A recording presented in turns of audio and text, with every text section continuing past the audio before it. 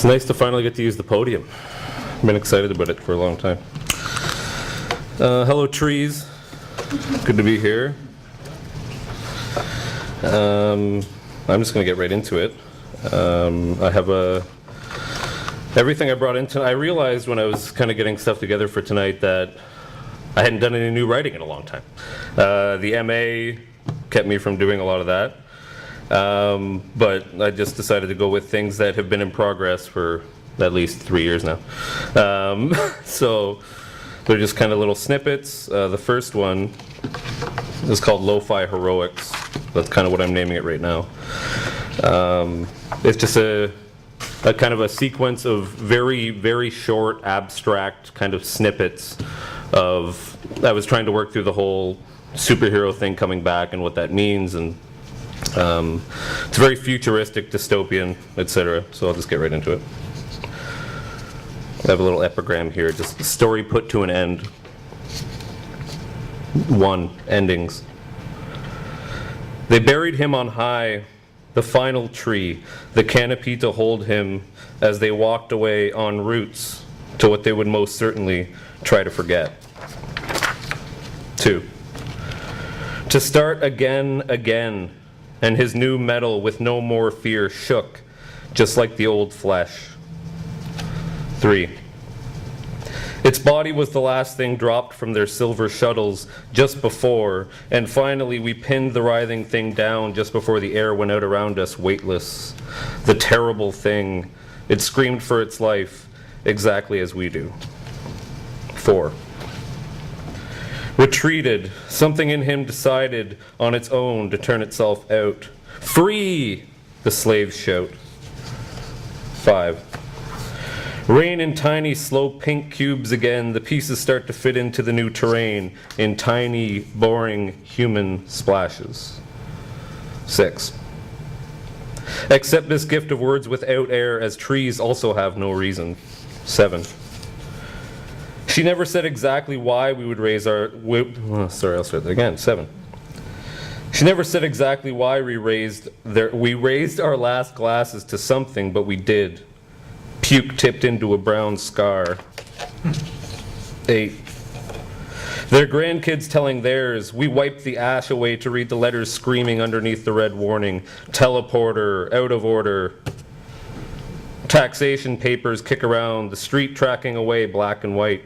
Cut to silver experts screaming over the TVs, voices calling for help to feed the concrete barns with butchers ever waving on the starving volunteers, their grandkids telling theirs. 9. This has the title actually, Halloween. The uniform fits. 10. Afoot. There is little happening as some brilliant golden giant tiptoes through. And this is another sequence.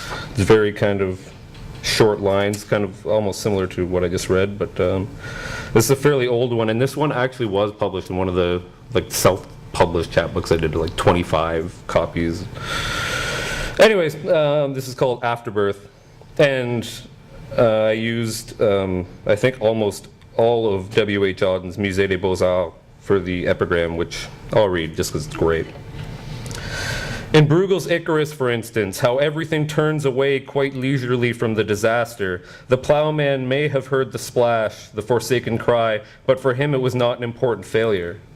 The sun shone as it had to on the white legs disappearing into the green water, and the expensive, delicate ship that must have seen something amazing, a boy falling out of the sky, had somewhere to get to and sailed calmly on. All kites caught. Dye cast over dark edges or manholes lost to the twilight grass playing headlong. Men and women wade into others. City hope never takes it slow.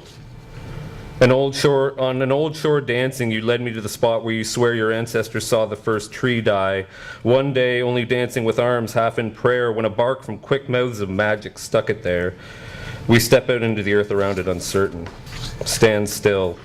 Leave room for everything to trip around you like ambitious kites. Skip the cracked ground we poured down, and keep looking forward. Trust your true fate comes after the eye in memory, visiting the whole just enough to chain link, order boulders. Honesty a state of being only afforded stone. Mind sailing toward I. Yeah, I have I on a page just by itself. I bring jackknives to the tub. Think short lines. Tracing the end of whatever it is we're trying to define here by tattooing the absolute on. Me, the uncomplicated I, falls to the floor, the vacant half scooped up without a light on.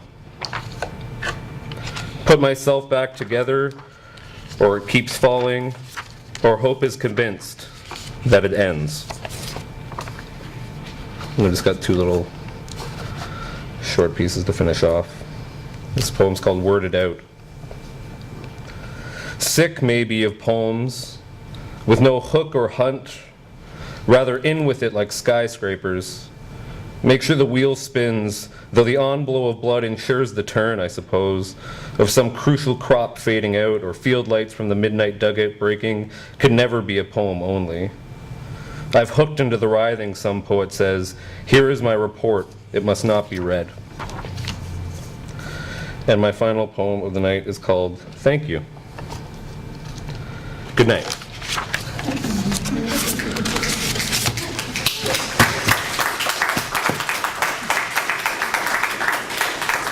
And next up, I have the pleasure of introducing Brigitte de Pape. Clap till she gets up here.